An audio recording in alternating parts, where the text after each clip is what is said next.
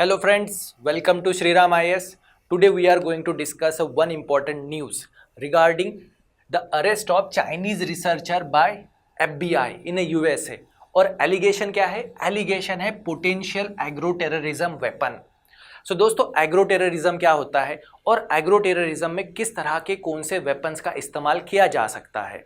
अब agro terrorism का मतलब सिंपल लैंग्वेज में अगर देखें तो वो ये कि आप जब एनिमी कंट्रीज़ का एग्रीकल्चर सेक्टर को डिस्ट्रॉय करते हो, उन्हें एग्रीकल्चर सेक्टर में फाइनेंशियल लॉसेस क्रिएट करते हो, या ग्रेन की प्रॉब्लम या लाइवलीहुड के जो लॉसेस है अगर आप उन्हें क्रिएट करते हो जिससे कि एनिमी कंट्रीज़ को इकोनॉमिक लॉसेस भी होंगे, उसे हम कहेंगे एग्रो टेररिज्म।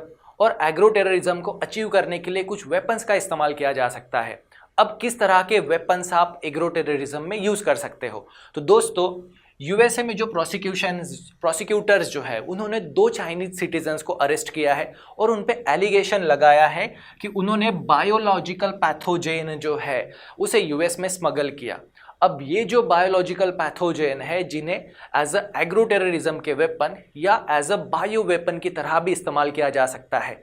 और यहाँ पे जो स्मगल किया गया है वो है दोस्तों फंगस। जी हाँ, हम फंगस को भी एज अ बायोलॉजिकल वेपन या एग्रो टेररिज्म वेपन की तरह इस्तेमाल कर सकते हैं। और यही एलिगेशन जो है इन चाइनीज़ रिसर्चर पर यूएसए ने लगाया और उनका मानना ये है कि इस फंगस से वो जो क्रॉप्स है यूएसए में उसे हार्म कर पहुँचाना चाहते थे, जिसके वजह से इसे as a agricultural terrorism weapon की तरह भी इस्तेमाल किया जा सकता था। तो दोस्तों, अब ये जो चाइनीज़ सिटीजन्स थे उनमें से जो एक 34 ईयर ओल्ड रिसर्चर जो है जिसने इस फंगस को चाइना से यूएसए में स्मगल किया, उसकी जो गर्लफ्रेंड है वो ऑलरेडी यूएसए में काम कर रही थी और इस पर्सन ने इस एलिगेशन को एक्सेप्ट भी कर लिया कि उसने इस फंगस को यूएसए में इलीगली स्मगल किया। पर उसका पर्पस जो था वो एग्रो टेररिज्म नहीं, बल्कि वो उसको यूनिवर्सिटी ऑफ मिशिगन की लैब में रिसर्च करना चाहता था, यूनिवर्सिटी ऑफ मिशिगन में। तो रिसर्च पर्पस के लिए इस फंगस को इस चाइनीज सिटीजन ने स्मगल किया था यूएसए में। तो दोस्तों, क्या ये in reality agro terrorism weapon हो सकता है? तो उसी को आज समझेंगे। यहाँ पर थोड़ा जियोपॉलिटिक्स भी इन्वॉल्व है, यूएसए और चाइना वाला। अब दोस्तों, ये जो फंगस जो है इस फंगस का नाम है फ्यूसेरियम ग्रामिनेरम। फ्यूसेरियम ग्रामिनेरम ये जो फंगस जो है ये बेसिकली क्या करती है, इसी फंगस को इन्होंने कहा एग्रो टेररिज्म का वेपन। ये फंगस जो है एक डिसीज कॉज करती है, उस डिसीज को कहा जाता है हेड ब्लाइट डिसीज, जिसके वजह से क्रॉप्स के जो ग्रेन है उन्हें डैमेज किया जाता है और क्रॉप का जो यील्ड है वो भी बहुत कम हो जाता है, जिसके वजह से फार्मर्स को इकोनॉमिक लॉसेस होते हैं।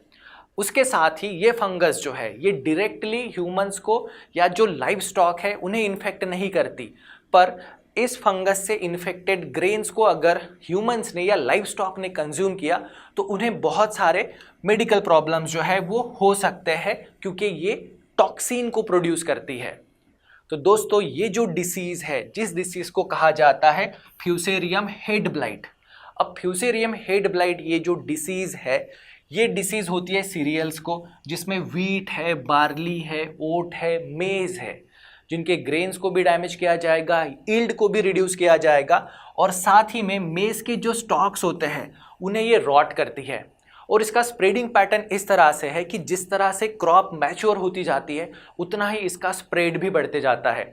अब मान लीजिए कि क्रॉप इन्फेक्टेड हो गई थी, आपने उस क्रॉप को कट कर दिया, अब नई क्रॉप को प्लांट किया, अब नई क्रॉप में भी इसका इन्फेक्शन पाया जाता है, क्योंकि ये डिसीज़ जो है, ये फंगस जो है, ये जो लेफ्ट ओवर पार्ट्स होते हैं प्लांट्स के, जो हार्वेस्टेड क्रॉप है वहाँ पर ये सर्वाइव करती है और बाद में ये न्यू क्रॉप को भी इन्फेक्ट करती है।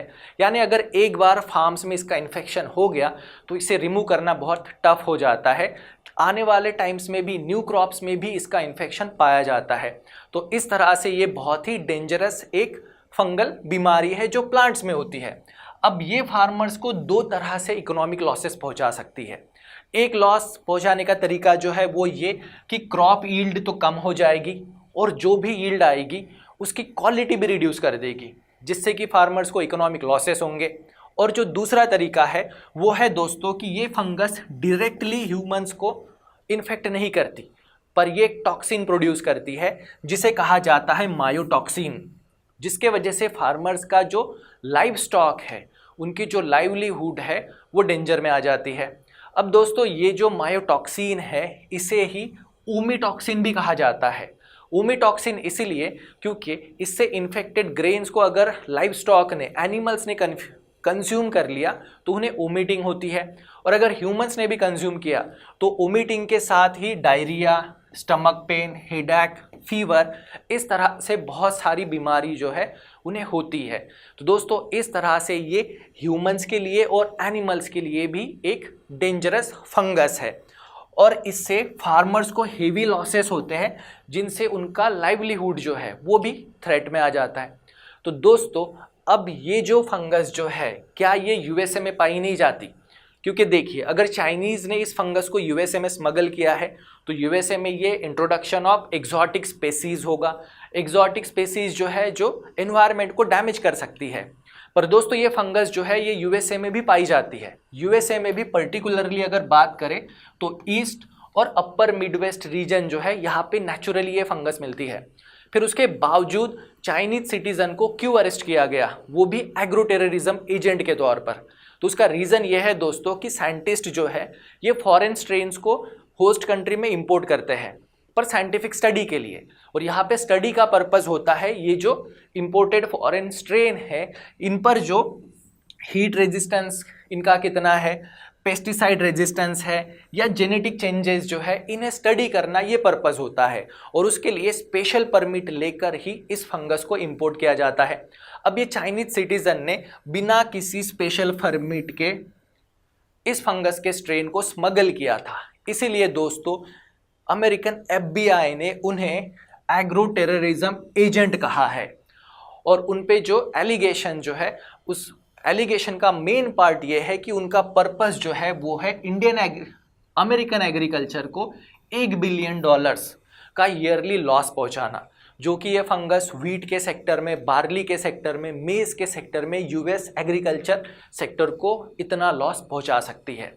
तो दोस्तों आपको क्या लगता है, क्या ये चाइनीज सिटीजन जो है, क्या ये इन रियलिटी एग्रो टेररिस्ट है, और क्या ये फंगस का इंपोर्ट जो यूएसए में ऑलरेडी प्रेजेंट है, क्या इसे as a agro terrorism agent के तौर पर देखना चाहिए? इसे कमेंट सेक्शन में ज़रूर बताइएगा। आज के वीडियो सेशन में बस इतना ही। Thank you very much.